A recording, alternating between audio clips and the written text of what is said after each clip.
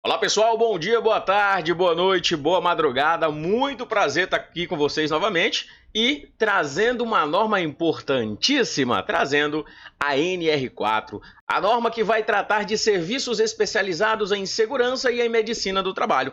Vamos lá? Vamos para cima, vamos desenrolar essa NR4 aqui, começando falando o que eu sempre falo no começo de toda a norma, né? Tem que analisar isso aqui, ó.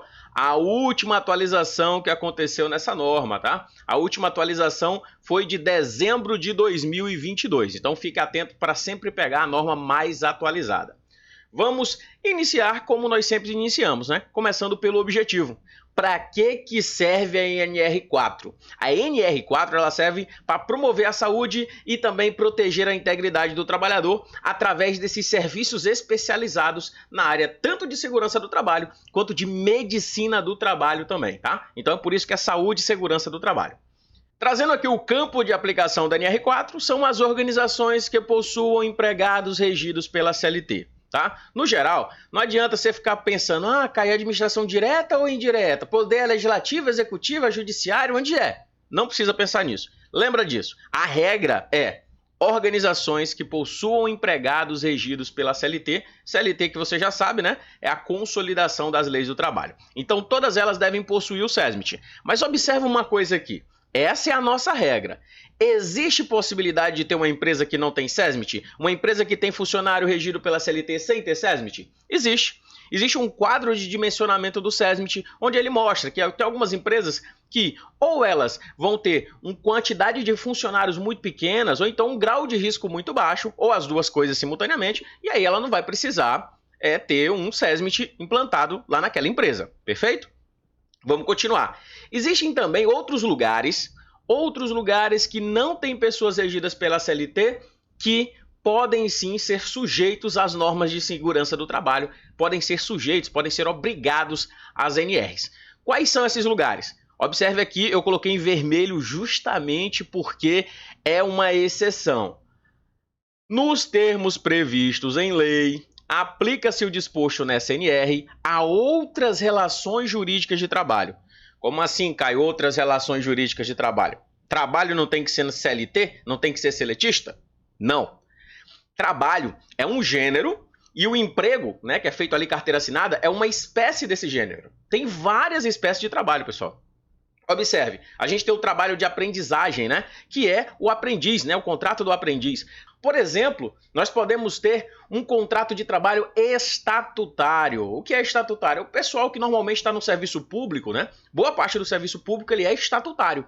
Os funcionários não são regidos pela CLT, pelas consolidações da lei do trabalho. Não, não, não. Eles são regidos pelo regimento jurídico único, o RJU, né, que a gente chama. Por exemplo, na esfera federal, o regime jurídico único é a Lei 8.112. Então, esses funcionários não são seletistas, não têm carteira assinada, eles são estatutários. Mas é possível que essas outras relações jurídicas de trabalho, que essas outras relações tenham que se submeter às NRs? É possível.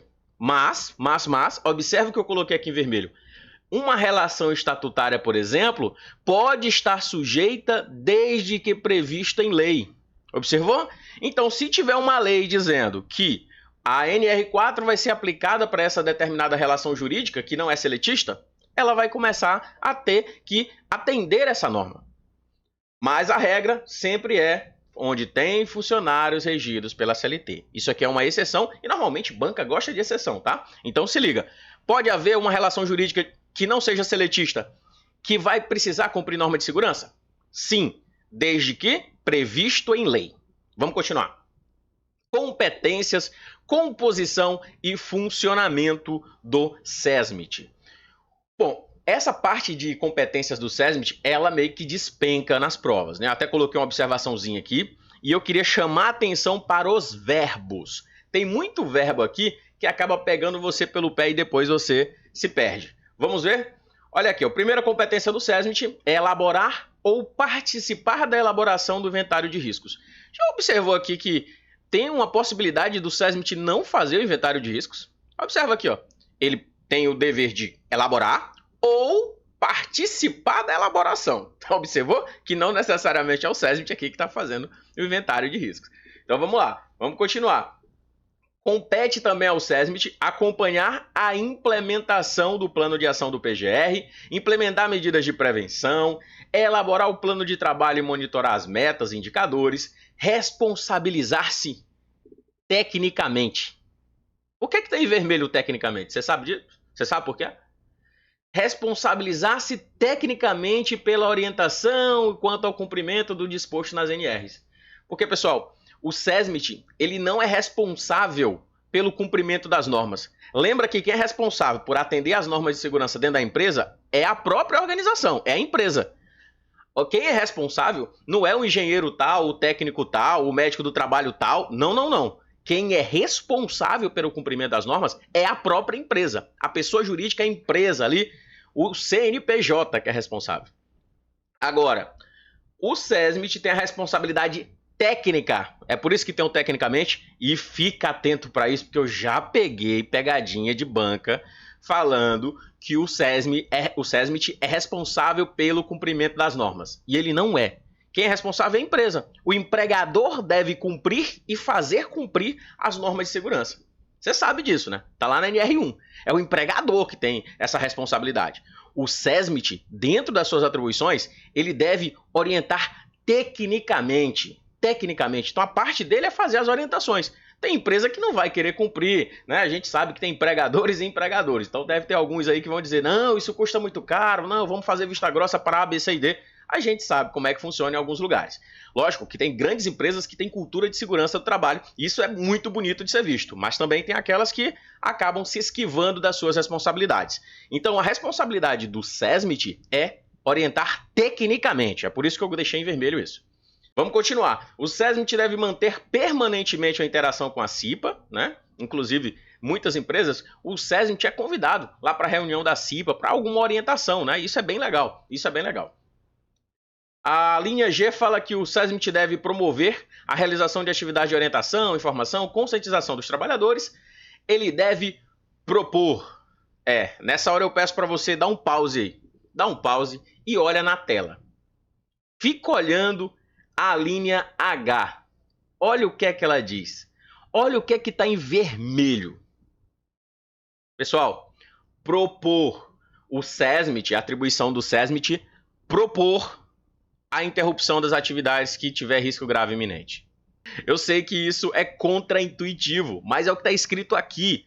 Se cair isso numa questão de prova, você não vai poder argumentar. Você vai dizer, não, mas na empresa que eu trabalho, a banca está se lixando para a empresa que você trabalha. Pode ser a melhor empresa do mundo. A banca do concurso, ela não quer saber, ela quer saber do que está escrito. E o que está escrito é que o SESMIT vai propor a interrupção de atividades e a adoção de medidas corretivas sempre que ele constatar condições ou situações de trabalho que estejam associadas a grave e iminente risco. Propor, tá bom? Vamos lá. A linha aí fala assim, que o SESMIT tem que conduzir e acompanhar a investigação de acidentes e doenças. Muito bem. Outro, que é novidade, né? O SESMIT, eu até botei a palavrinha novo aqui perto, tá? O SESMIT, ele tem que compartilhar informações relevantes com os outros SESMITs de uma mesma organização. Imagina aqui que essa organização ela tem várias filiais. E em cada filial vai ter o seu SESMIT. Então, a ideia é que um SESMIT compartilhe as informações sobre prevenção de acidentes, sobre doenças, com os outros SESMITs dentro daquela mesma empresa. Perfeito? Assim como também deve compartilhar essas informações com a CIPA, né? E a nossa última linha aqui sobre as competências do SESMIT é que o SESMIT deve acompanhar e participar das ações do PCMSO. Agora vamos falar da composição, não é isso? A composição do SESMIT, ele deve ser composto pelo médico do trabalho, engenheiro de segurança do trabalho, técnico de segurança do trabalho, enfermeiro do trabalho, e aqui vem a outra pegadinha, tá? Auxiliar ou técnico em enfermagem do trabalho. O técnico de enfermagem do trabalho é o mais encontrado, né, nas empresas aí no dia a dia. Porém, a norma pede que seja auxiliar ou técnico. Não tem necessidade de ser um técnico em enfermagem do trabalho. Pode ser um auxiliar? Pode. Então, essa informação é bem interessante.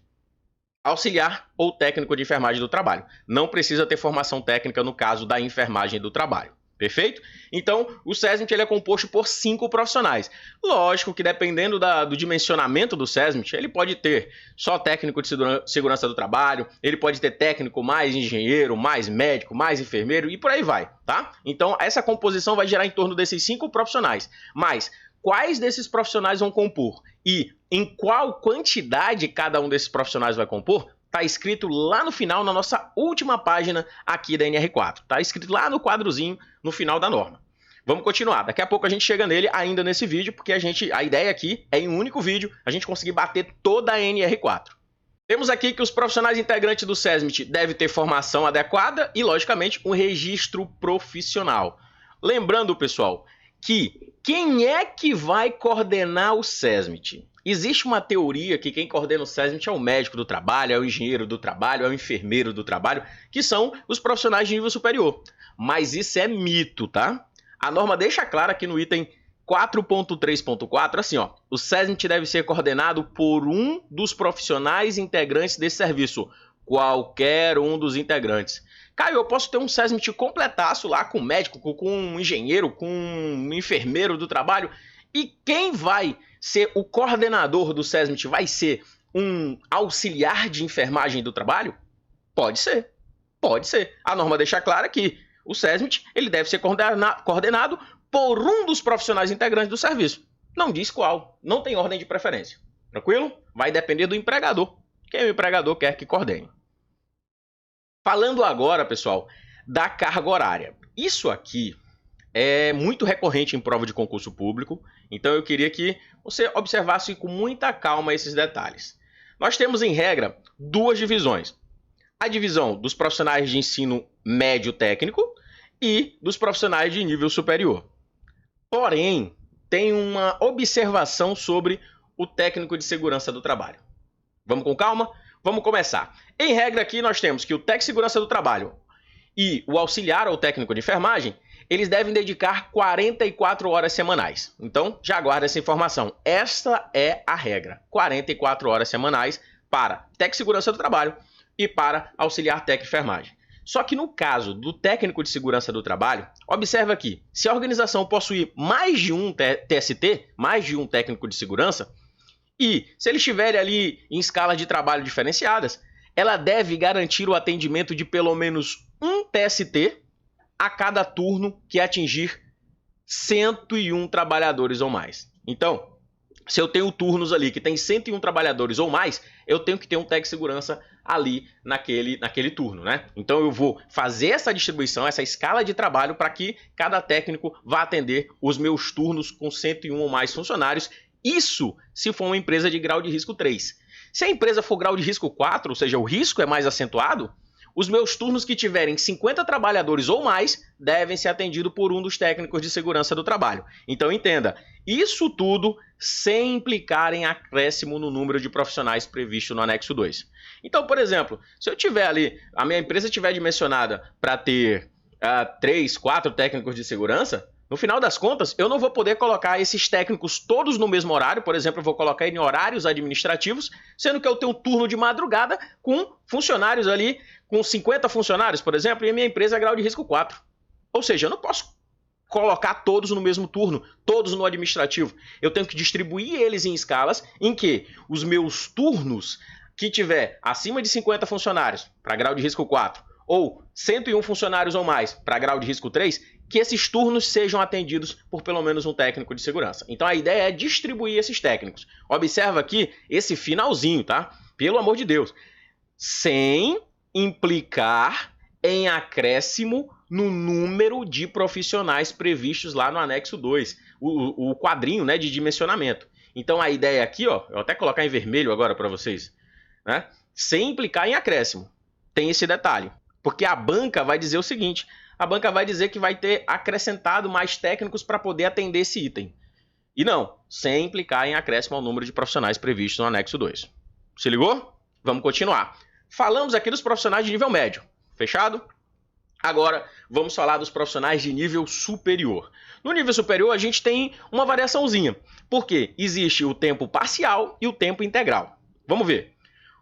O engenheiro de segurança do trabalho, o médico do trabalho e o enfermeiro do trabalho, ou seja, os profissionais de nível superior, eles devem dedicar, no mínimo, 15 horas para tempo parcial e 30 horas para tempo integral.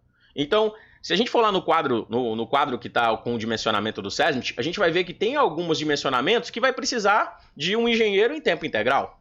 Outros vai precisar do engenheiro em tempo parcial, ou seja, ele vai só 15 horas por semana quando ele está no tempo parcial e só 30 horas por semana quando é tempo integral. Observe que tem um detalhe aqui para os profissionais de nível superior também. Imagine que eu tenho um profissional de nível superior que ele deva ficar prestando serviço em tempo integral naquele SESMIT. Ou seja, ele tem que fazer 30 horas semanais. Eu posso contratar 2 desses profissionais, cada um fazendo 15 horas. Observou? Então, vamos dar um exemplo do médico. Eu tenho que o médico tem que estar lá em tempo integral, ou seja, ele tem que cumprir 30 horas semanais. Fechado? Eu posso contratar 2 médicos e cada um dos 2 faz uma escala de 15 horas por semana. Isso pode acontecer com qualquer um dos profissionais de nível superior. Eu queria chamar a atenção porque tem gente que cai nessa pegadinha aqui. O pessoal acha que isso só pode acontecer com o médico, mas não. Observa aqui, ó, no item 4.3.7.1.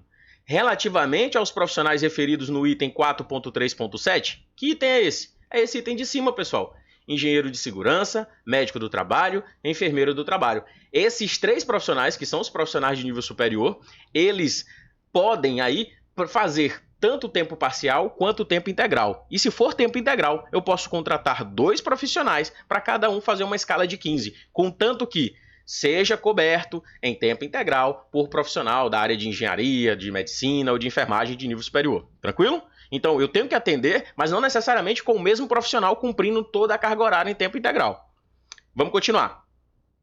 Os profissionais do SESMIT é vedado o exercício de atividades que não façam parte das suas atribuições. Mas lógico, né? O nome disso é desvio de função. Então, se o profissional ele foi contratado para cumprir em tempo integral, vamos imaginar aqui que eu tenho uma enfermeira do trabalho, ela está lá, ela, segundo o dimensionamento daqui da NR4, ela tem que trabalhar 30 horas semanais. E aí ela trabalha ali 10 horas semanais na função do SESMIT, que as outras 20 ela está fazendo outras atividades naquela instituição. Tá certo isso? Não tá.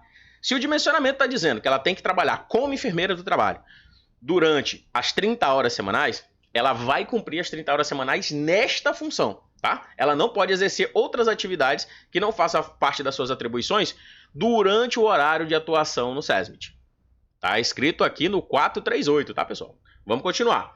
Falando ainda aqui como funciona e trazendo para vocês os principais tópicos que as bancas cobram, vamos para as modalidades do SESMIT e lá vamos para mais uma pegadinha.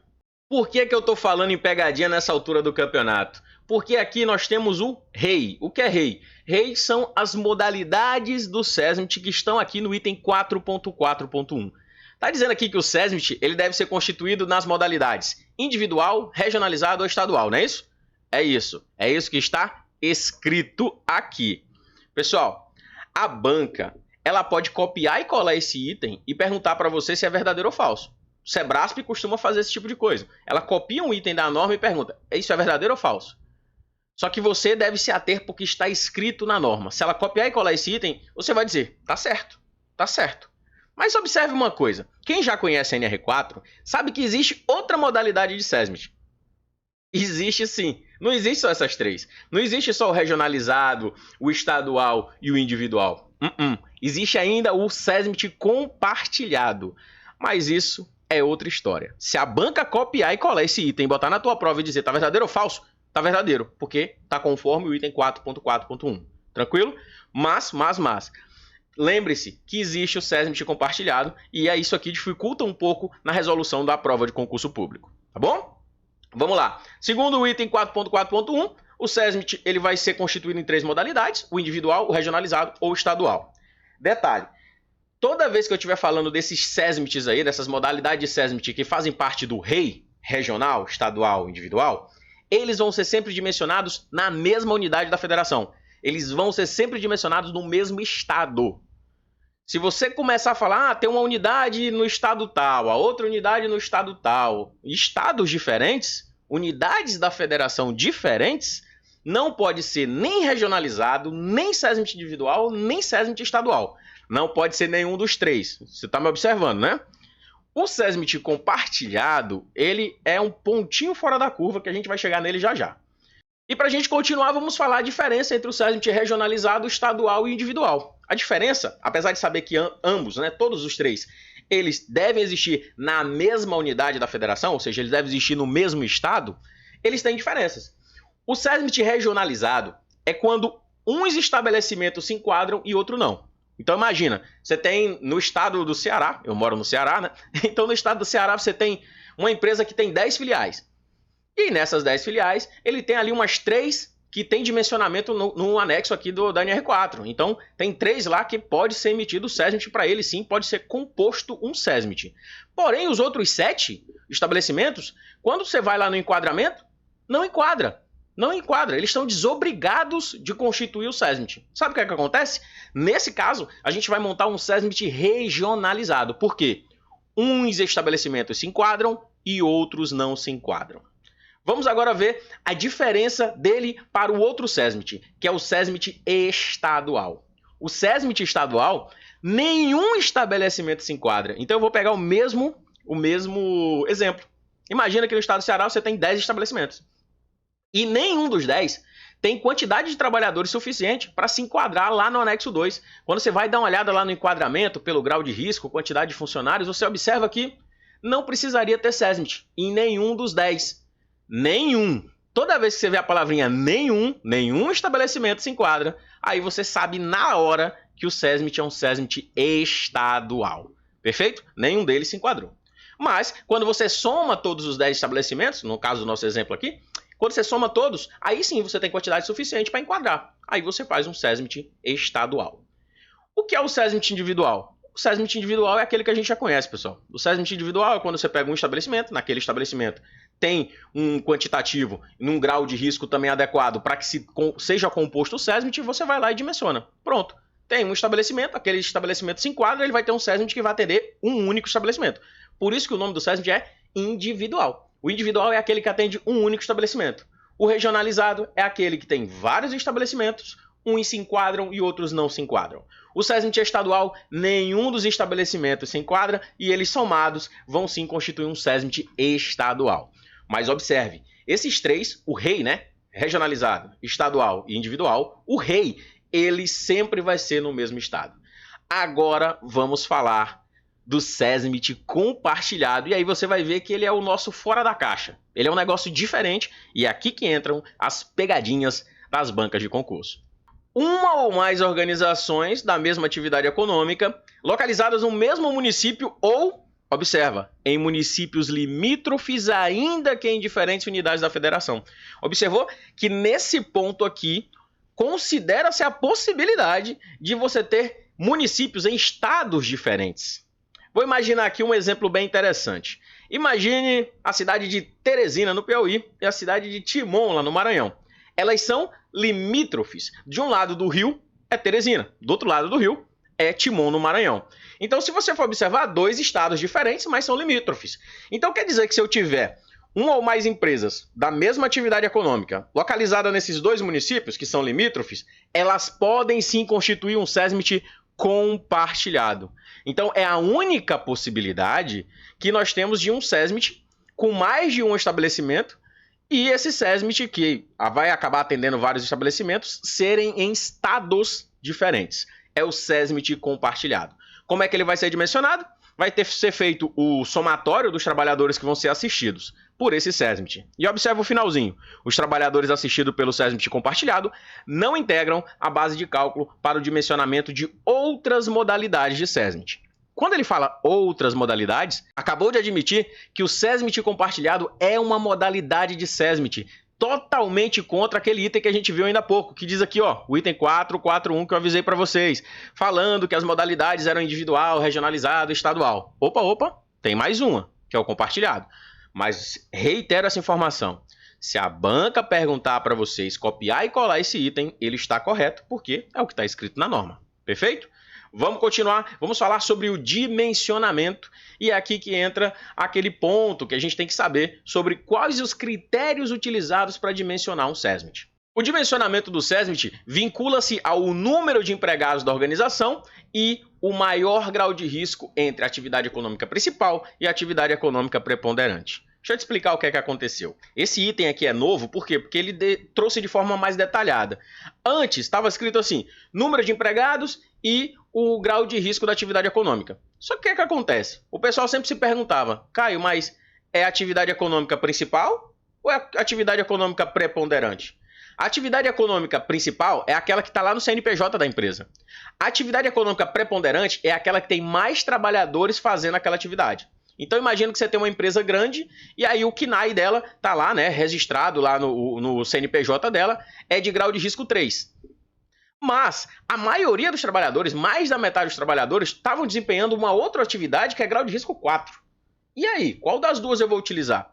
Entendeu? Antes tinha essa dúvida, é a atividade principal ou a atividade preponderante? Agora não existe mais essa dúvida. Você vai analisar as duas, a principal, que é a que está no CNPJ, e a preponderante, que é a que tem mais trabalhadores executando atividades, e aí você vai dizer qual das duas tem o maior grau de risco. A que tiver maior grau de risco vai ser utilizada para fazer o dimensionamento do SESMIT. Tranquilo? Então, número de empregados e o grau de risco de maior, né? Da maior, seja da preponderante, seja da principal.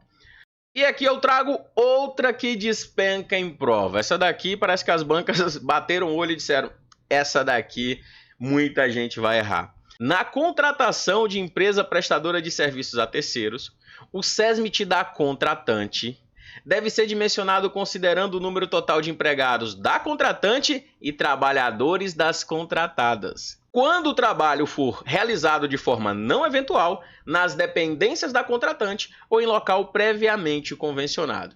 O que esse item quer trazer para a gente é que se uma empresa contratante, ela contrata uma empresa contratada para prestar serviços ali nas dependências dessa contratante, ela vai ter que, na hora que dimensionar o SESMIT, contar os seus próprios funcionários, mais os funcionários da empresa contratada.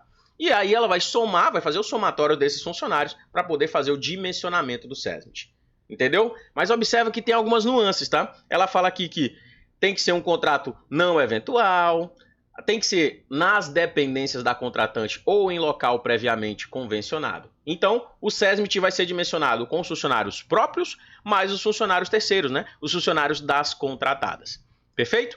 Ah, Caio, mas eu não entendi o que é um trabalho não eventual. A própria norma já traz aqui dizendo o que é um trabalho eventual. Então, nessas condições de trabalho eventual, ou seja, aquele trabalho que é decorrente de um evento futuro incerto, não encaixa aqui, não entra nesse dimensionamento. Agora, se for não eventual, aí sim, se for não eventual, a empresa é obrigada a somar os seus funcionários próprios mais os contratados na hora de fazer o dimensionamento do SESMIT. Vamos continuar. Excluem-se do dimensionamento do SESMIT da contratante os trabalhadores das contratadas atendidas pelo SESMIT das contratadas. Então, se aqueles trabalhadores já são atendidos pelo SESMIT da contratada, a contratante não precisa incorporar esses funcionários no dimensionamento do seu próprio SESMIT. Pessoal, eu quero chamar a atenção para vocês desses termos aqui. Muita gente fica tentando colocar na prática algumas coisas. E aí fica difícil, porque às vezes você pega e diz assim, na empresa que eu trabalho, ou eu já trabalhei numa empresa que era assim, eu já vi empresa tal. A empresa pode até ser referência no mercado na área de segurança. O que a banca de concurso cobra é o que está escrito na norma. É isso que ela cobra. Ela não cobra o que as empresas de know-how aí no Brasil todo fazem. Não, elas não cobram isso. Então, eu queria sempre chamar para cá para que você observe o que está escrito na norma e consiga transcrever para a prova, marcar o teu X no lugar correto, tá? A empresa, a banca de concurso, no momento que ela faz a seleção, ela não quer saber se você é o cara que tem mais experiência do mundo na área de segurança do trabalho. Ela quer saber se você sabe qual a resposta correta para aquela pergunta. Observe que sempre quem passa em concurso público, sempre, e não é exceção para essa regra, sempre quem passa em concurso público é quem acerta mais questão. Independentemente se é o mais inteligente, se é o que estudou mais, se é o que tem a melhor memória, se é o que tem mais experiência no mercado. Quem acerta, quem passa em concurso público é quem acerta mais questões. Pode dar uma olhada. Qualquer concurso que você pegar, o número 1 foi o cara que acertou mais questões, foi a menina que acertou mais questões, tá? É sempre assim. Então, aprenda a fazer o X no lugar correto, passe no seu concurso público. Depois, se você quiser fazer um doutorado no assunto, vá lá e faça. Mas calma, calma, muita calma nessa hora. Bom, continuando aqui, nós temos aqui que Para microempresas e empresas de pequeno porte, ME e EPP, grau de risco 1 e 2, é feito aí, é considerado o somatório da metade do número de trabalhadores dos estabelecimentos.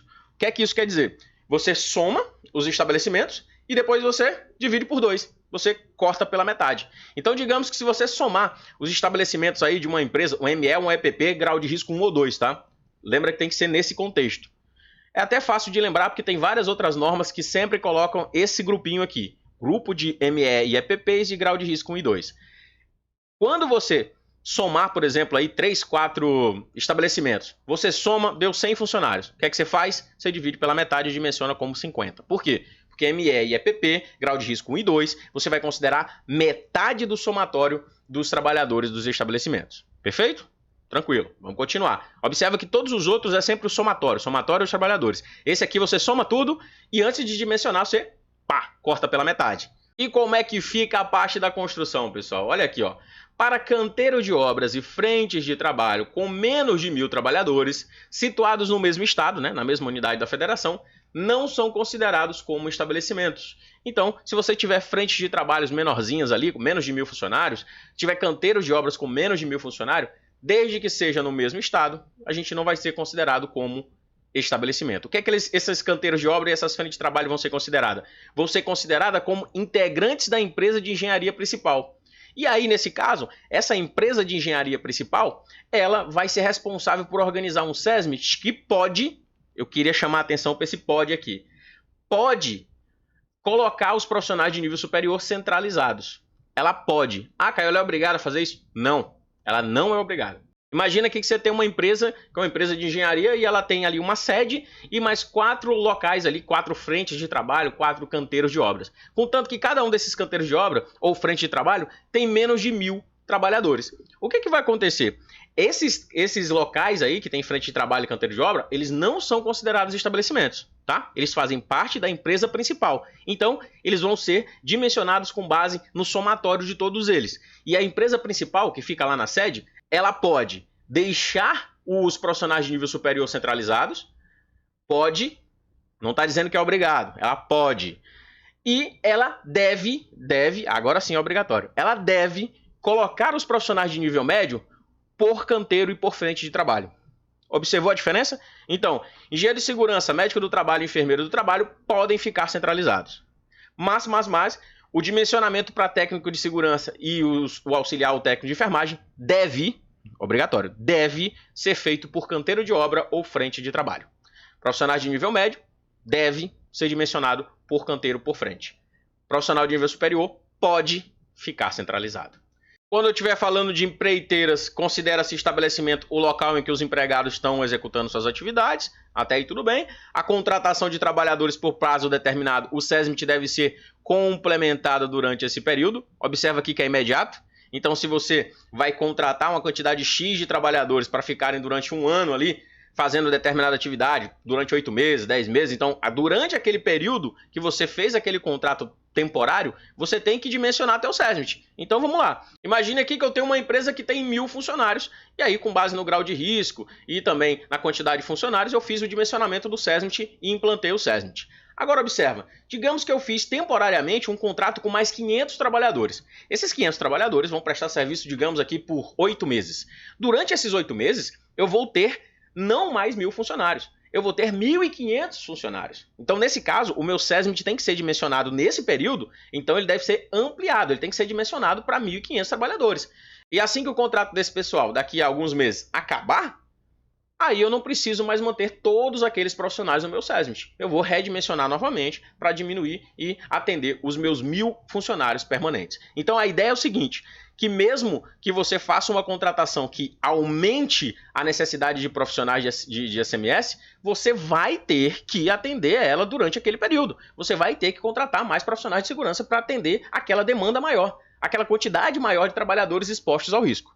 Perfeito? Vamos continuar. Falando de registro. Essa parte de registro é tranquila, a não ser essa parte da listazinha, tá, pessoal? Tá? A organização deve registrar o SESMIT lá no portal gov.br. Tem que fazer o registro. O que é que precisa fornecer para poder fazer o registro? As informações são as seguintes: CPF dos profissionais do SESMIT, qualificação e número do registro, grau de risco e o número de trabalhadores por estabelecimento. Agora observa aqui uma coisa. Esse último item aqui é um item muito importante que muita gente negligencia e acaba esquecendo. Eu vou colocar em vermelho só para que você não esqueça que uma das informações que são solicitadas lá no registro da empresa, no registro do SESMIT, melhor dizendo, é o horário de trabalho dos profissionais do SESMIT. Adivinha por quê?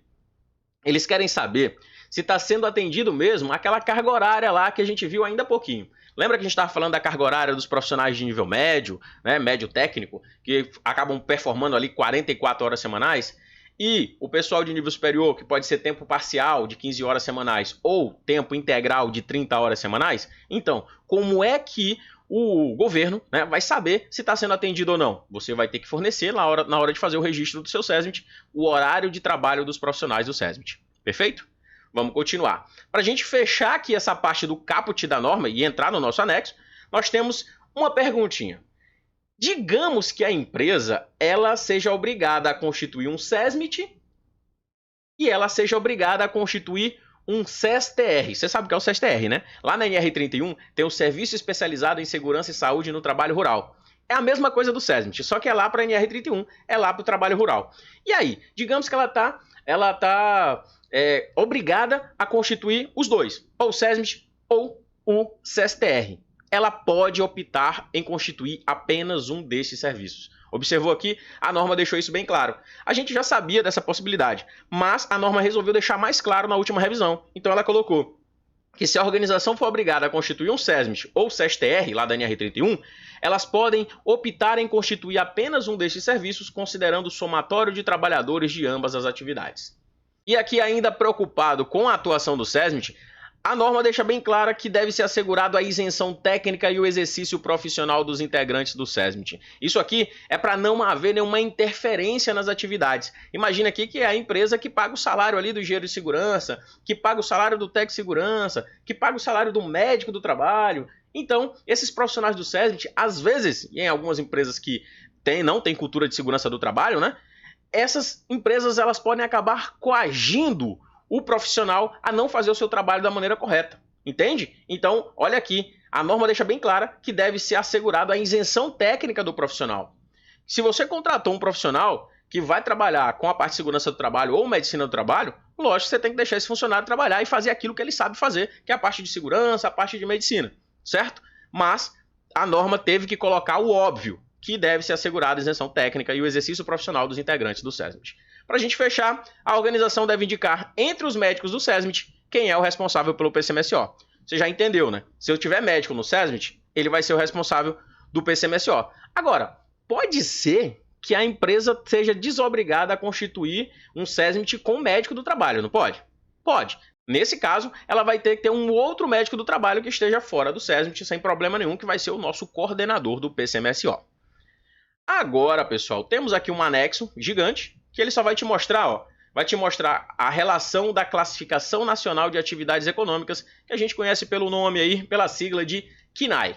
Esse CNAE nada mais é do que um código. Olha, ele mostra aqui o código, te fala aqui um pouco sobre a atividade e te diz qual é o grau de risco. Nesse caso aqui, se nós formos observar, 0111.3, cultivo de cereais. Olha aqui, grau de risco 3. Então, é simples assim. É uma tabelinha, e aí você não vai precisar lembrar disso para concurso público, tá, pessoal?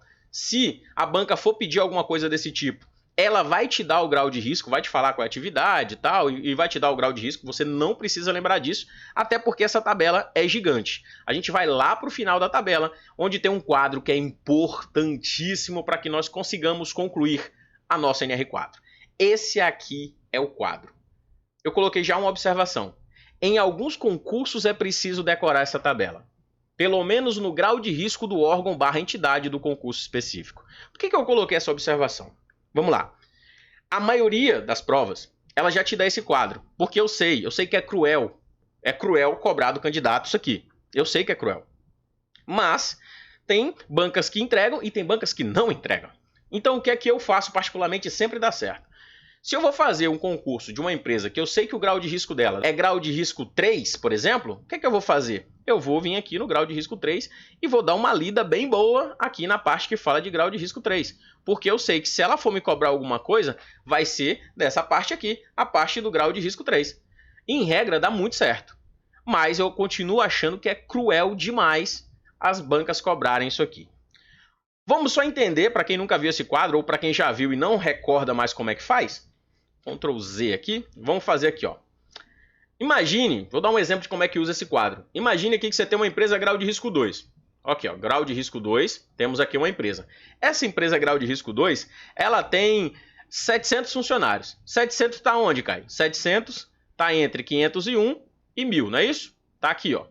Então, se você for fazer isso aqui, nada mais é do que você vai pegar o grau de risco 2, tá aqui o grau de risco 2, e aí você vai pegar o dimensionamento aqui da quantidade de funcionários que ela tem, e você vai descobrir essa interseção aqui. Você vai descobrir onde a coluna e a linha se encaixam. Segundo a NR4, essa empresa aqui, que tem 700 funcionários e a grau de risco 2, ela precisa ter um técnico de segurança do trabalho e ela não precisa ter engenheiro de segurança, não precisa ter auxiliar ou técnico de enfermagem, não precisa ter enfermeiro do trabalho, nem precisa ter médico do trabalho. Observou aqui?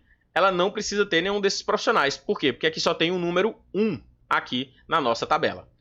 Vou mostrar para vocês um outro exemplo para a gente fechar essa nossa aula.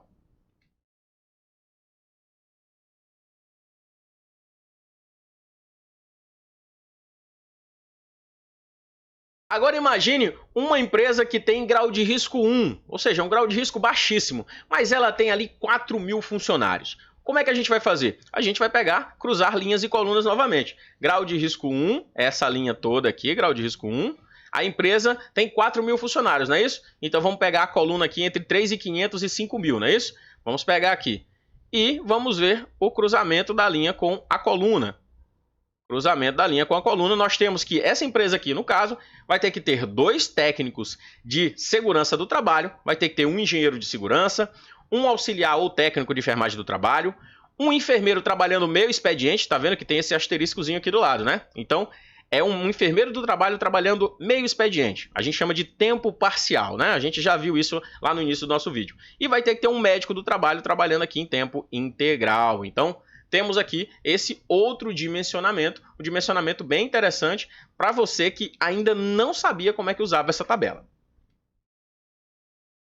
Agora, a gente vai finalizar em grande estilo. Eu vou trazer para você o rodapé da tabela.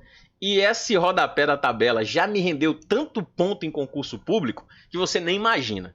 Então, eu queria que você tatuasse na sua mente. Tá vendo a observação que eu coloquei aqui do lado? Tatuar na mente. Porque isso vai te dar muita possibilidade de pontos que as outras pessoas não lembram. Elas negligenciam esse texto aqui. Primeiro, a gente já viu que se tiver o asterisco é porque está falando de tempo parcial, né? Tempo parcial, você lembra? Tempo parcial são ali, no mínimo, 15 horas semanais para profissionais de nível superior. Lembra disso? Nós temos aqui também que o empregador pode optar pela contratação de um enfermeiro do trabalho em tempo parcial. Observou aqui, é um enfermeiro de nível superior, tá? Em tempo parcial, em substituição a um auxiliar ou técnico de enfermagem do trabalho. Então você troca um funcionário de nível médio trabalhando integralmente, né, 44 horas semanais, você troca por um enfermeiro do trabalho nível superior trabalhando em tempo parcial, né, tempo parcial. Olha aqui as possibilidades. Outras observações. Nós temos aqui a observação A e B que também despencam.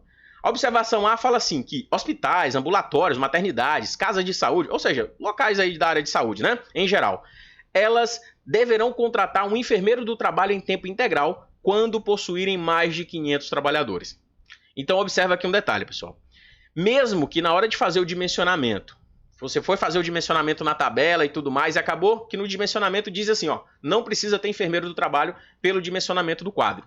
Se esse estabelecimento, se essa empresa ela for um hospital, maternidade, ambulatório, qualquer estabelecimento similar, ou seja, estabelecimento da área da saúde, se ele tiver acima de 500 trabalhadores, obrigatoriamente você vai ter que inserir um enfermeiro do trabalho em tempo integral, independente do que disse o quadro aqui acima, tá? Independente do que esse quadro aqui, esse dimensionamento acima deixou claro.